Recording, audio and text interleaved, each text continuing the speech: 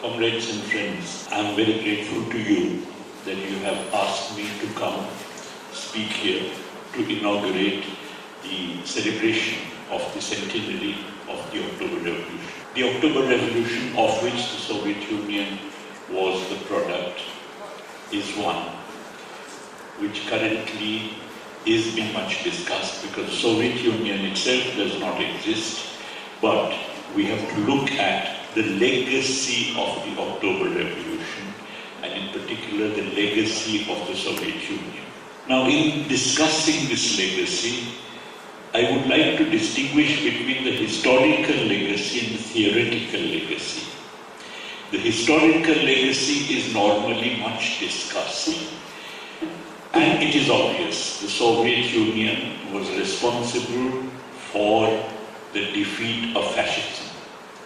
Worldwide, the emergence of fascism in the 1930s created a situation where mankind was faced like never before with the prospects of a barbaric future. The Soviet Union was primarily responsible for the defeat of fascism. In fact, when I was in my younger days, I was in England, I was teaching as a young lecturer at the University of Cambridge in England, and a very senior professor, John Robinson, well-known economist, used to come to Kerala very often. When there was a criticism of the Soviet Union, she would always say that yes, you can criticize the Soviet Union, but do not forget that minus the Soviet Union, without the Soviet Union, we would not be sitting here and discussing. So the Soviet Union was responsible even for the survival of liberal democracy. In fact, many people are worried today when once more there is the emergence of fascism, that last time it was the Soviet Union that saved the world from fascism. What is there today that can save the world from the newly emerging fascism? Liberal democracy had proved unequal at that time, and it is not sure that it would be equal to the task today. The second legacy of the Soviet Union is, of course, decolonization. The fact that large numbers of third world countries obtained their freedom from colonial rule was to a large extent because of the Soviet Union. This was true not only as far as political independence is concerned, because the Soviet Union threw its weight behind the liberation struggles all over the third world.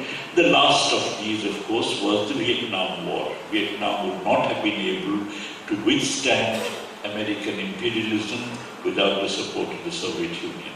So, as far as political struggles are concerned, decolonization was made possible because of the existence of the Soviet Union. But even leaving aside political independence, when it comes to controlling your own resources, in other words, many of the colonizing countries were willing to give political independence but retain control over the resources, the raw materials, the mineral resources and so on of the ex-colonies. The fact that economic independence was made possible in many countries which came following political independence was again because of the existence of the Soviet Union.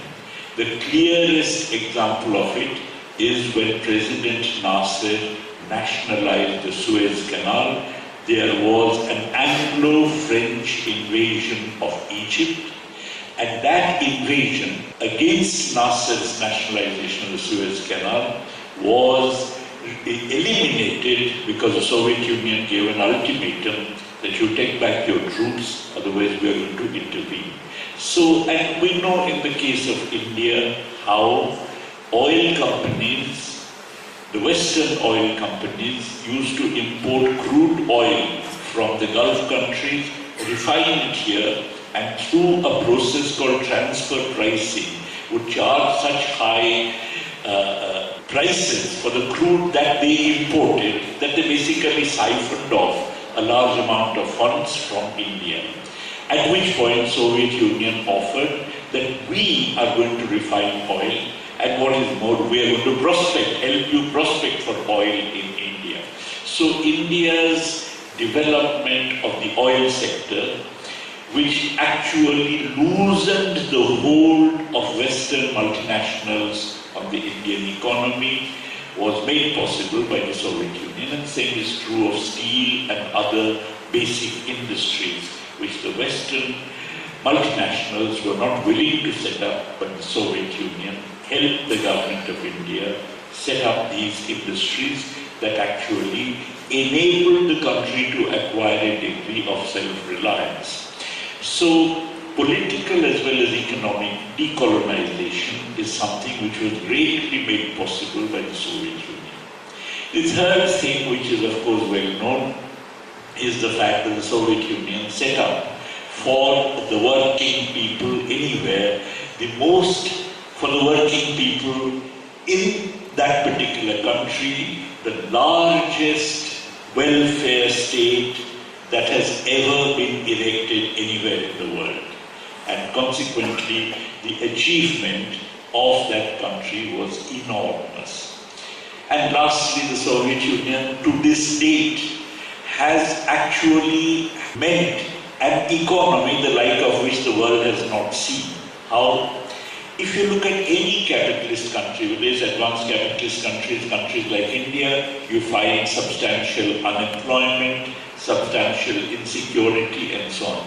The Soviet Union set up an economic system in which there was no unemployment, there was actually labor shortage.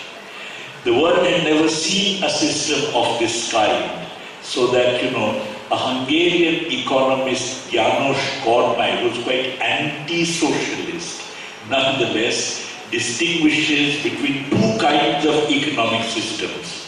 One he calls a demand-constrained system, where there is not enough demand because income inequalities are very high, the poor people don't have enough purchasing power, there is not enough demand, therefore there is always unemployment existing along with unutilized capacity, which is also the case of the world economy today.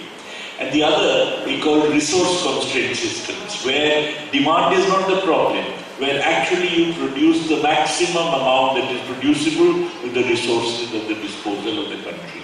So the Soviet Union set up an economic system which was fundamentally different in its laws of operation compared to capitalism.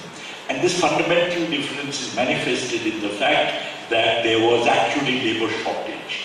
And that labor shortage had a great impact on Soviet society. Women joined the workforce in much larger numbers, and then you had therefore changes taking place in gender relations, in social relations and so on, which were of far-reaching consequence. In fact, quite often you hear these days people saying, unemployment is one of those problems we can do nothing about. Look, every country has unemployment. That's not true. Soviet Union did not have unemployment. In fact, all the socialist countries of that period were economies which did not have unemployment. So it actually set up a completely new economic system. Such a system does not exist, but we can of course learn from it in the years to come in future, when we are looking at tackling issues of poverty and unemployment. But I'm more concerned today, these are well-known facts. The historical legacy of the Soviet Union is so far-reaching that even though it does not exist, the world today is what it is because it had existed. But I'm more concerned with the theoretical legacy of the Soviet Union, namely that it actually revolutionized the concept of revolution.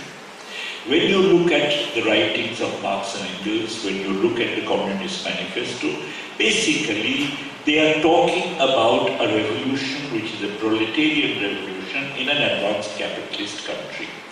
Marx and Engels talk about revolutions in India, Egypt and so on, but those revolutions, why? They welcome it. They say it will be good for us, but the nature of those revolutions, their relationship with the proletarian revolution in Europe, etc., is something which is not worked out by them.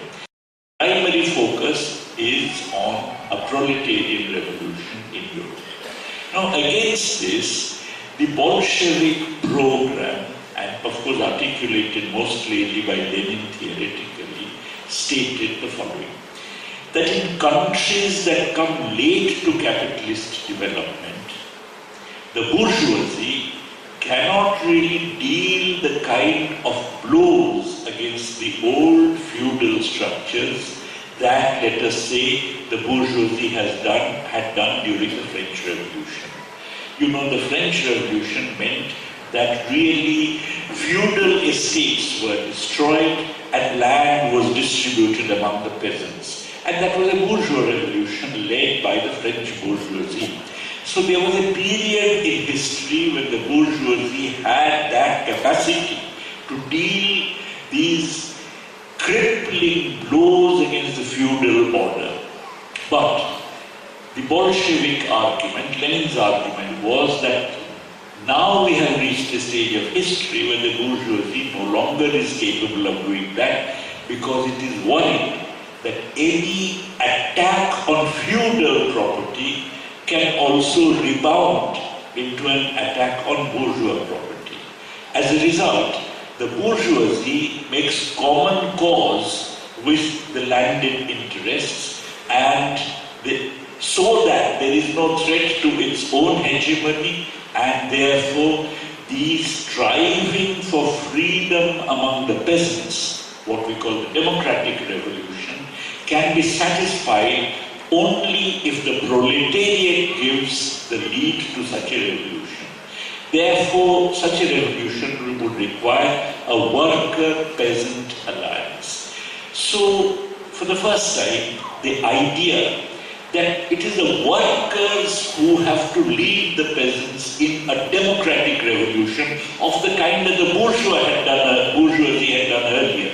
In France, the bourgeoisie had led the peasants in a democratic revolution, but in fact, the idea that in the more recent times, the world is so different that the workers have to lead the peasants in a democratic revolution against feudalism, this was a cornerstone of Bolshevik thinking, and of course this was expressed even before the October Revolution in the slogan that the idea should be to set up a revolutionary democratic dictatorship of workers and peasants. That the state would be a dictatorship of workers and peasants, but of course the nature of the state would be to carry forward the democratic revolution.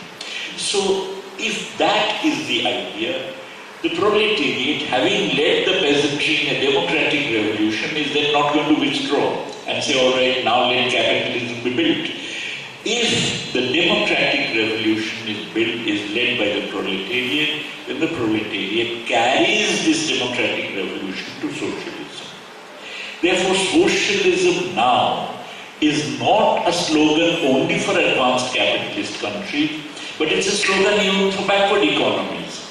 In backward economies now, we don't wait for the bourgeoisie to develop capitalism, but on the contrary, the anti-feudal task of the bourgeoisie now devolves upon the working class, and the working class, having led the democratic revolution, leads on to socialism. Lenin expressed this very clearly in his booklet called Two Tactics of Social Democracy in the Democratic Revolution.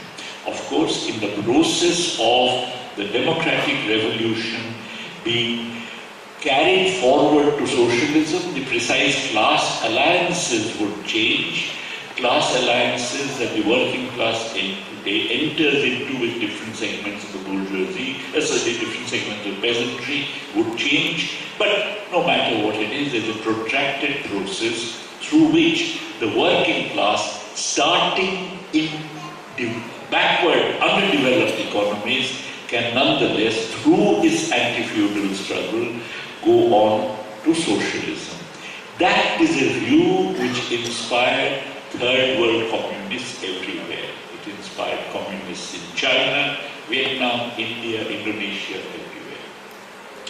There was a second point to this. And that second point, second theoretical point that actually came to the fore was with the war, in which a theory was developed, the theory of imperialism.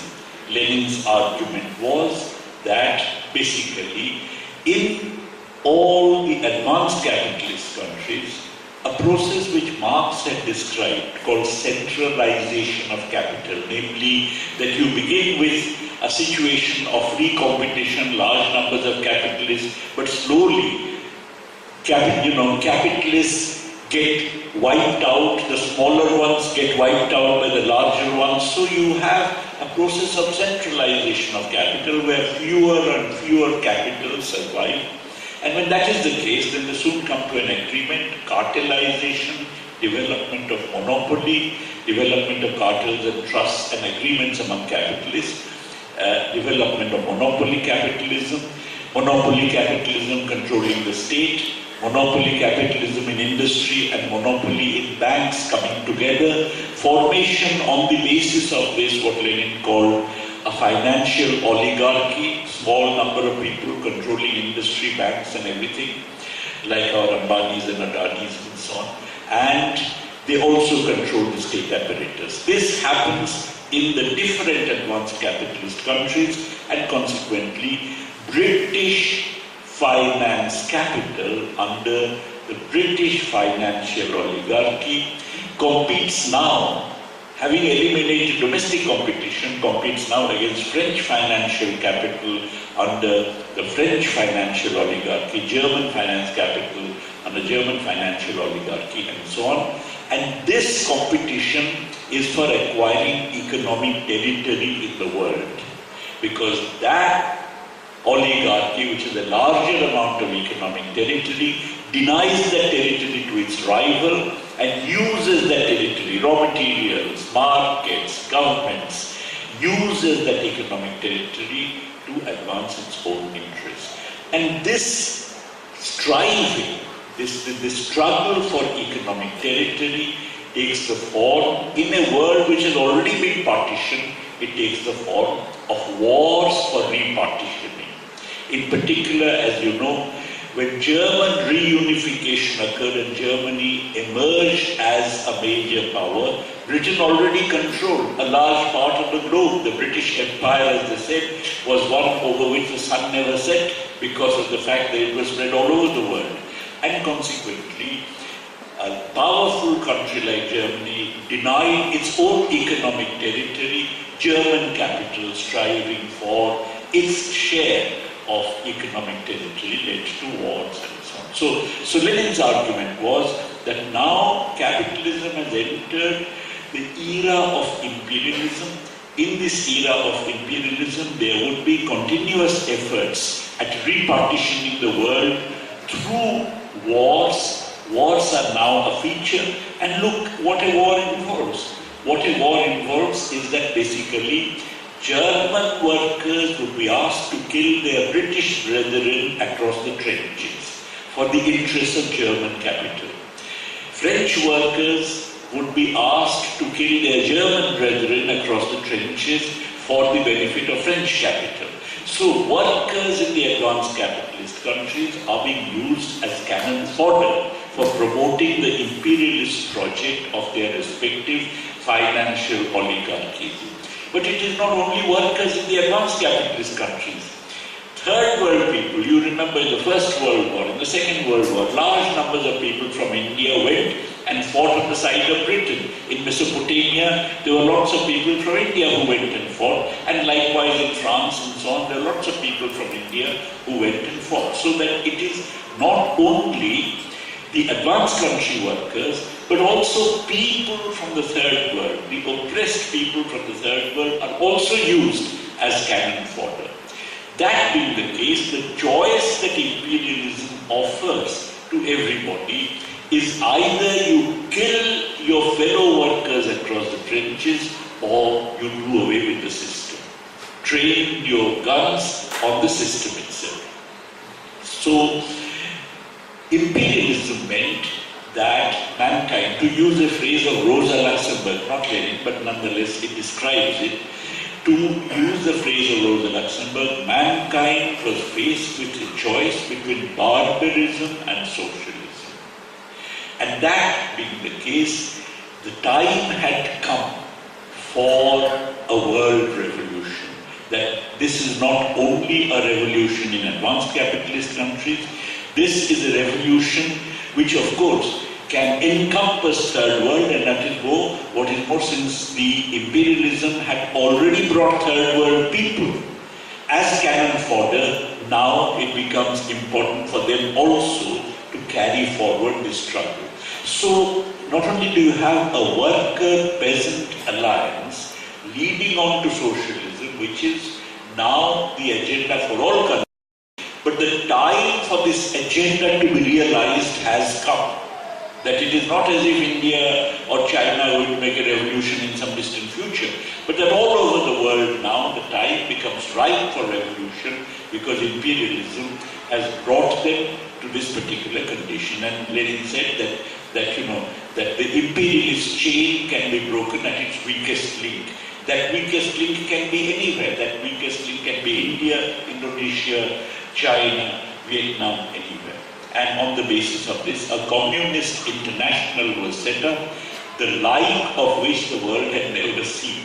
Because all previous international working men associations, like the first international which Marx had attended, the second international led by people like Karl Kautsky and Lenin earlier, were basically internationals of European workers. But the third international, set up by the Soviet, after the October Revolution, was one in which you had communists from India, China, Vietnam, Indonesia, Mexico, Brazil, rubbing shoulders with communists from France, Germany, Britain, Greece, and everywhere else. In other words, this internalization of the project of revolution, the fact that we are now thinking in terms of a world revolution which is on the agenda, was really a theoretical legacy of the Bolshevik revolution. Now, much has changed in the world since then, without a doubt. In particular, precisely because of the socialist threat, capitalism in the post-Second World War period restructured itself. It restructured itself in at least three different ways. The first way is that this whole idea of universal adult franchise giving rise to an elected democratic government was tried out in capitalist countries only after the World War. Well, okay, let me put it this way. When Lenin was alive, there was no such thing anywhere in the world. In Britain, universal adult franchise really came in 1928 when women got the vote. In France, universal adult franchise came in 1945. And of course in India, as we is, in which there would be elections based on universal adult franchise to elect the executive is something which was one way that capitalism restructured itself. The second way that capitalism restructured itself is, of course, through decolonization. That it became impossible. Winston Churchill did not want decolonization, did not want to give independence to India. But on the other hand, it became clear that in the new situation, you could not hold on to the colonies. Particularly the advanced capitalist countries, other than the United States, had become greatly weakened. The old colonial powers had become greatly weakened, and it became clear that they simply could not hold on to those colonies against the upsurge which was taking place in colonial countries, and of course which had the solid backing of the Soviet Union. So decolonization was the other way, other concession made by capitalism to restructure itself. As I said earlier, even after political decolonization, an effort was made to keep control over the resources of these countries, but of course even that effort could not last because the Soviet Union was willing to come with support to all kinds of countries so that they could shake off the colonial yoke even in economic matters. And as you know, even in the case of Cuba, the survival of the Cuban economy was made possible by the help of the Soviet Union.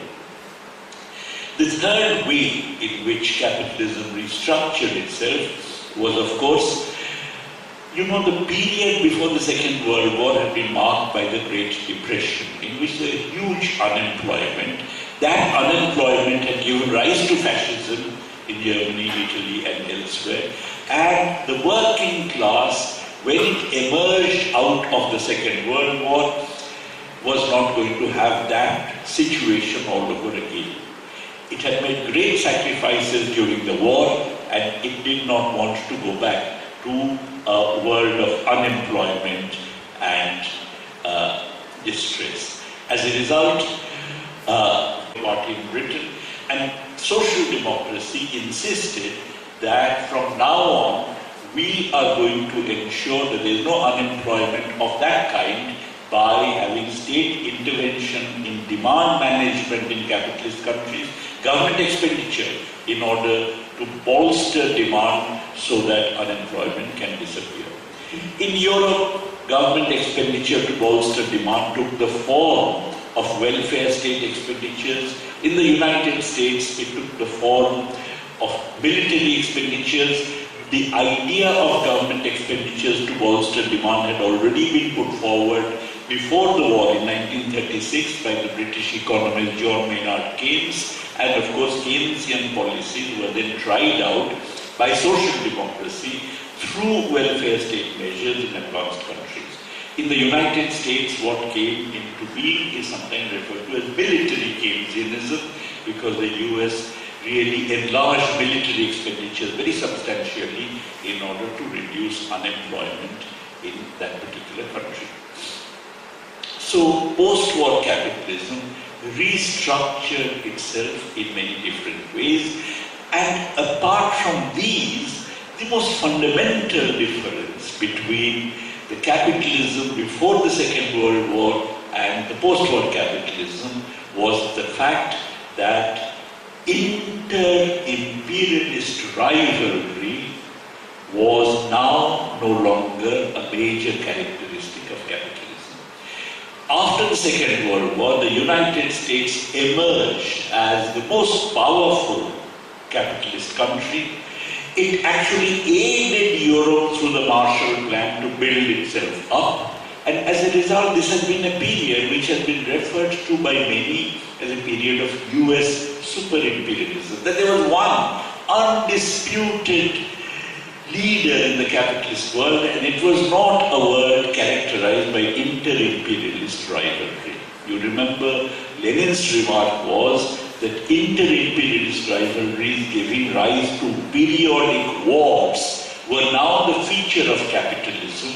That was true between 1914 and 1945, but not after 1945. Looking at it differently, the conjuncture that Lenin had written about, which postdated his death and which characterizes world capitalism right until the end of the Second World War, was a conjuncture that had changed in the post-Second World War period. Now, even when you had Europe coming up, Japan coming up, Germany coming up, nonetheless, inter-imperialist rivalry continued to remain subdued, continued to remain muted. And that happened because by that time, capital itself, through the same process of centralization of capital that Lenin had talked about, had now become so large that it was globalized. So you had the emergence of an international finance capital. Today, when you look at the world, you don't think in terms of French finance capital, British finance capital, American finance capital. You think of globalized finance capital, which is going all over the world, and to movements of globalized finance capital, having specific economic territories, which are French or British or American, is a hindrance. They would want the entire world to be opened up for financial or capital movements, and that is what globalization has done. So in this period of globalization, which is a policy preferred, approved by international finance capital, the question of inter-imperialist rivalries is simply recedes to the background. Therefore, one basic idea which Lenin had of wars periodically erupting because of inter-imperialist rivalry is no longer the case today. We have to be very clear that the Leninist conjuncture is something which no longer holds today. But at the same time, while it does not hold, the conception of revolution that Lenin had put forward, the conception of revolution that October had put forward, is something that continues to remain relevant and even more relevant today than earlier. In what way? Lenin had argued the need for a worker-peasant alliance on the basis of the fact that the bourgeoisie does not have the capacity to destroy the feudal order. Therefore, his argument was that the proletariat alone can destroy the feudal order. But today, when we find world capitalism itself has now reached a stage where globalization is destroying the peasantry. In India, 300,000 peasant suicides in the last 15 years. And these suicides are not because of feudal oppression, that is there. But these suicides are because now the peasantry is directly facing the onslaught of globalized capital. Whatever defense the state, the third world state after decolonization had put forward to defend the peasantry, all that defense goes because now the state has to follow neoliberal policies where it cannot defend the peasantry anymore. For instance, there was a time when we had in India not only the Food Corporation of India buying up crops for which procurement prices had been fixed by the government to make sure that they remain remunerative as far as the peasantry is concerned. Not only did we have the Food Corporation, but we had cash crops, the tea board, the coffee board, the coir board, the rubber board, etc. We have all these boards which also had a marketing function where if the prices would drop as far as the peasants are concerned and on commercial crops, then these boards would intervene to buy up those particular crops. Now you have a situation where, of course, if the boards buy up these crops, then these prices have to be protected from world prices. You have to have protection, you have to have tariff protection. You can't have free import and export because then you can't give the peasants whatever price that you want to give, which is remunerative for them. Now, the marketing function of commodity boards is gone. Indian prices are no longer insulated from world market prices where you have sharp fluctuations and a secular movement against primary commodities. Even in the case of food grains, you know, the Doha round of WTO is actually saying government of India cannot procure food grains, and the government of India is saying if we don't do this, how do we feed the public distribution system? So we now have an international economic order where large numbers of peasants are really opened to the vicissitudes of world market price fluctuations. They are open to the fact that agribusiness is now in the village. Monsanto is now in the village. They not only provide seeds, but they also provide pesticides, they provide everything, which was not the case earlier because the state prevented that. Now the state cannot because it's a neoliberal state.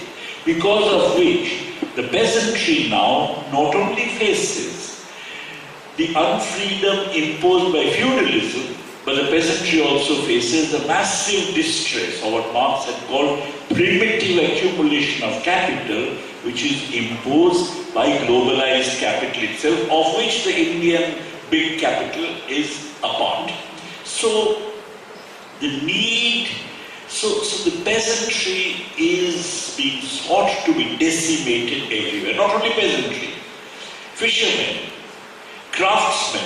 In fact, in Modi's own Gujarat, at the moment, groundnut workers are in acute distress because the world groundnut prices have fallen. In Modi's constituency, Varanasi, the silk weavers, you remember the Banaras silk used to be worn by every bride on the occasion of the wedding. The silk weavers are in crisis everywhere, and this demonetization has worsened the crisis for the petty production sector. GST is worsening the crisis further on the petty production sector. But on the whole, this worsening by demonetization and GST is coming on top of an assault which in any case was a part of the process of globalization. Now this is something which therefore implies that, now you know, one would not shed any tears if petty production disappeared, and if it is the case that the children of peasants, or the peasants themselves, displaced peasants, displaced artisans, got jobs elsewhere. But jobs are not being created, and consequently the displaced or the distressed peasants and artisans either come to cities in search of jobs which are non-existent, they join the reserve army of labor, they become casual workers, part-time workers, intermittent workers and so on, or alternatively they stay on in the villages and continuously worsening living standards, getting squeezed, and occasionally many of them committing suicides when they face such acute distress. Now that situation as far as the petty production sector is concerned, the only way that this distress can be avoided, can be prevented, is through an alternative economic order, which only the working class has the capacity to lead towards. As a result, the need for a worker-peasant alliance today is even stronger than ever before. And not just for reasons that Lenin was talking about, namely the bourgeoisie cannot attack feudalism, but because of the fact that the bourgeoisie, the globalized capital itself, is attacking petty production. So the need for a worker-peasant alliance today, and therefore a democratic revolution of workers and peasants led by the working class, which again would lead on to a socialist revolution, this need is stronger today than ever before.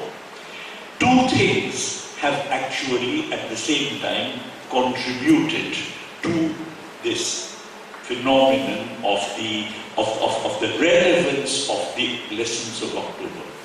One is an enormous attack, not just on the peasantry, an enormous attack on the working class. Trade unions are facing acute crisis everywhere in the world. And they are doing so for at least 3-4 reasons, each of which is an offshoot of globalization. First reason, you have privatization of the public sector. Everywhere in the world, trade unions are more powerful in the public sector than in the private sector. In America, if you include the education sector as well, then 1/3 of the employees of the government are unionized, but the ratios for the private sector is concerned only about 7%. One of the reasons why France continues to have strong trade unions is because in France privatization has not gone that far. So privatization is one way in which trade unions are weakened, and this is happening here. The second way that trade unions, and this is happening all over the world, the second way that trade unions are weakened is because, as I mentioned, the attack on petty production implies that many displaced, distressed petty producers come and flock to the cities, the urban areas. They become part of the reserve army of labor. When they become part of the reserve army of labor, Marx drew this distinction between the active army and the reserve army. Some people who are employed, some people who are unemployed. Let's say 90 people are employed, 10 people are unemployed. These 10 constitute the reserve army of labor. 90 constitute the active army of labor. These days, you have a new kind of phenomenon. If you like, employment rationing takes the form not of some people being fully employed and other people being fully unemployed, but everybody being 90% employed and 10% unemployed. Therefore, you have this casualization proceeding apace. Now, whenever you have an increase in the size of the reserve army of labor, now taking the form of casualization, obviously trade unions become weak.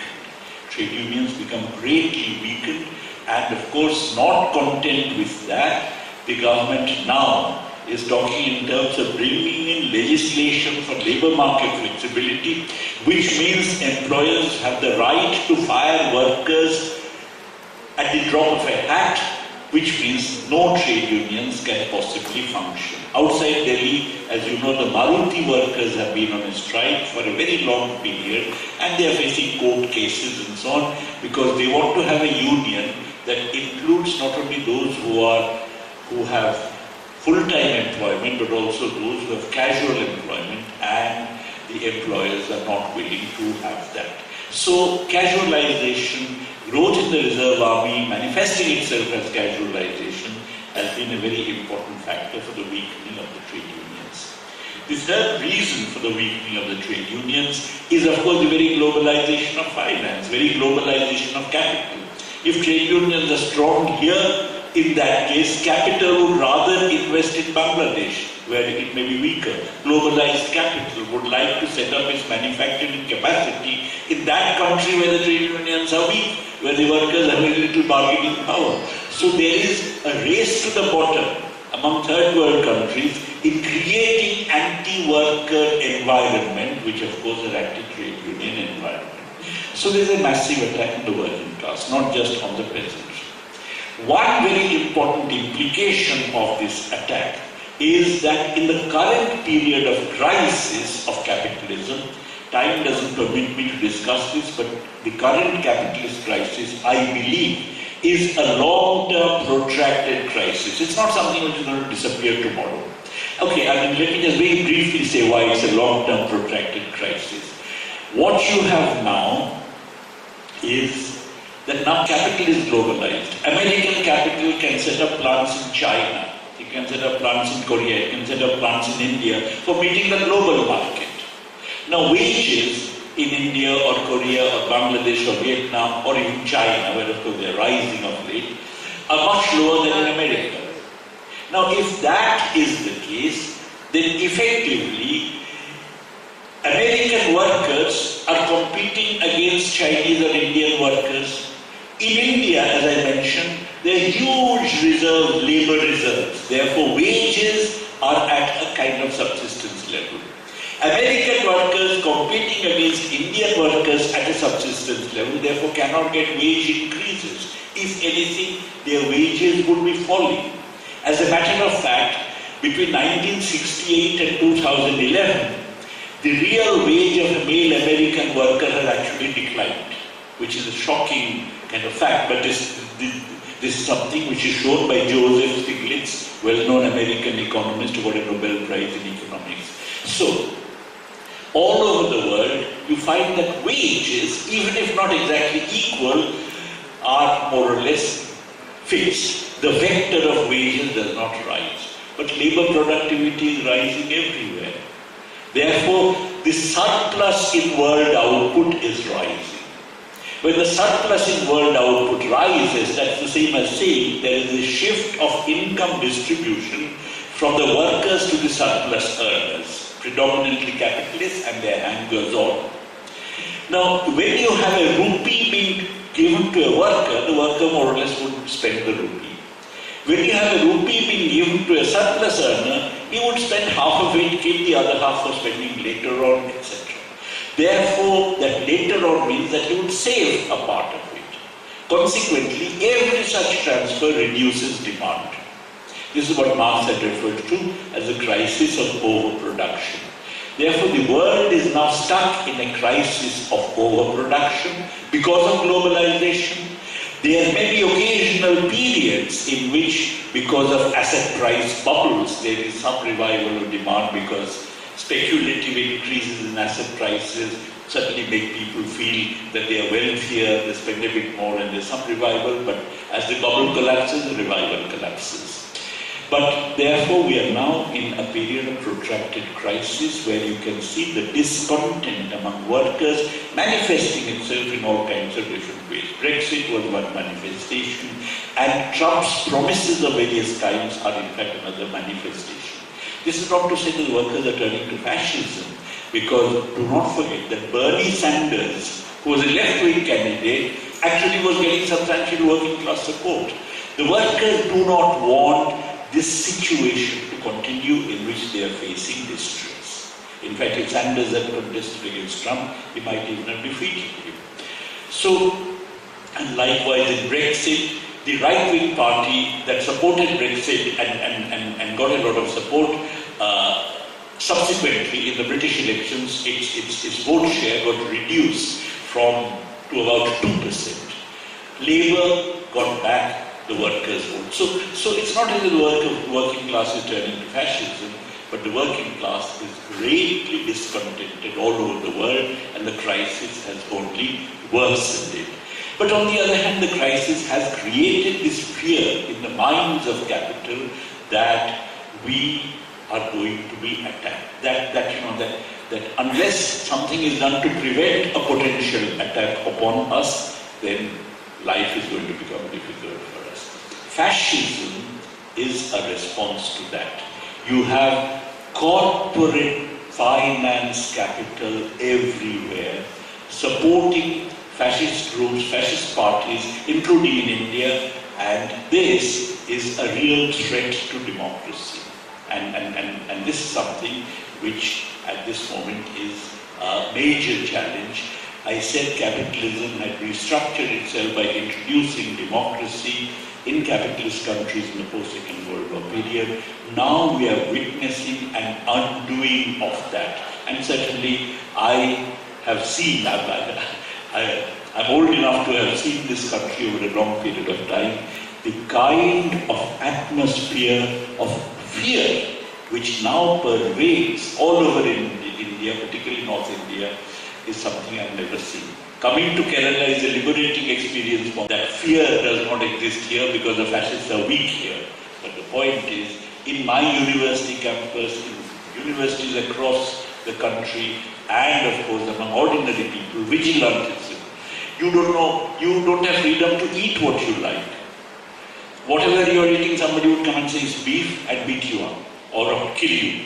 You don't have freedom to go out with a partner, with a girlfriend or a boyfriend of your choice, or even with a kind of person of your choice, because recently you must have seen that some woman slapped a girl who was actually going out with a boyfriend who was a Muslim. So this an atmosphere of fear is pervading the thing, which is really symptomatic of fascism. We are of course moving towards fascism in that direction, but on the other hand, all this is a symptom of the, and this is not true only in India, everywhere, and above all, the promotion of unreason. One of the real hallmarks of fascism is a promotion of unreason, of irrationality. Saying that we had plastic surgery in ancient India. That's the kind of promotion of unreason which is taking place. And of course, all revolutionary, reformist, humane, humanist perspectives on social change are based on reason. So if you do away with reason, then you can say that in fact the Dalits were created from some limb of Brahma, which means that they deserve to be lower than the others, and all the rest of it. Inequality can be justified on the basis of unreason. Now unreason is marching ahead. Somewhere it takes the form of white supremacism in Trump's America, somewhere else it takes the form of Hindutva, like in India, somewhere else it takes some other form, and so on. So this unreason is marching ahead. This is where it becomes very important for the working class to mobilize itself and mobilize other classes around it to fight against this unreason. And the conception of a revolution that must inform this working class struggle is the one that had informed October. In other words, while the Leninist conjuncture may not be true today, the conception of revolution that October for the first time put before the people is a conception that continues to be relevant to this day. Now, of course, in the course of this revolution, there are certain advantages that we have today and certain disadvantages. The disadvantage is that the absence of inter-imperialist rivalry implies that imperialism can, in a concerted manner, attack any revolutionary initiative on the part of the workers in a particular country. But the advantage is that, in fact, since a proletarian initiative today must take the form of defending democracy, it does not run the risk of falling into a one-party dictatorship, which is what happened in the Soviet Union and which was a contribution, which made a serious contribution towards the ultimate collapse of the Soviet Union. The dictatorship of the proletariat became dictatorship of the party. In the process, it depoliticized the proletariat and it also depoliticized the party.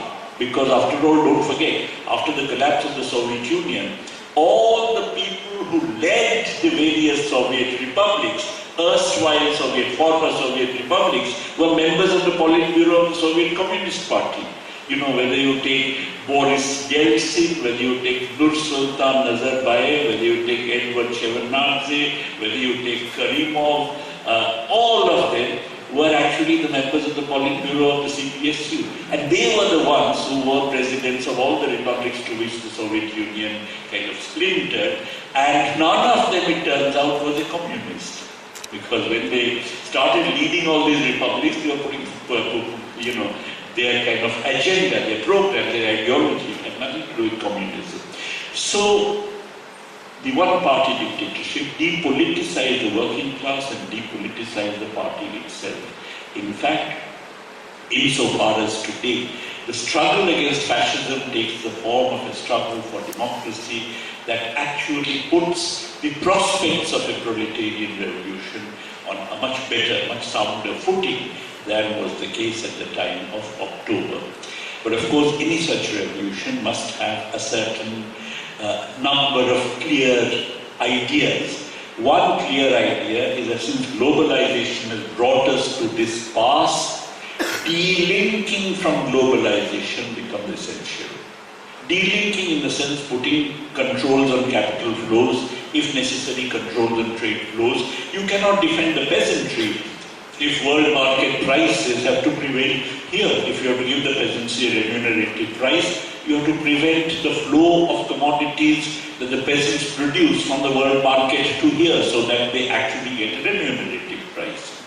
So, some degree of delinking from globalization becomes essential. Secondly, what becomes essential is being aware of the fascist threat all over the world, including in our country, and getting together with democratic forces on the basis, no doubt, of a certain agenda, of a certain program, because neoliberalism is the cause of the anger of the people, and we cannot just say, let's fight fascism, but let's have neoliberalism, because then the anger of the people would continue to be even against our effort. So we have to have a certain program, but based on mobilized today on the basis of a working class initiative against fascism, defense of democracy, going on to a working class initiative that actually defends petty production against the onslaught of globalized capital and against the old feudal order, and thereby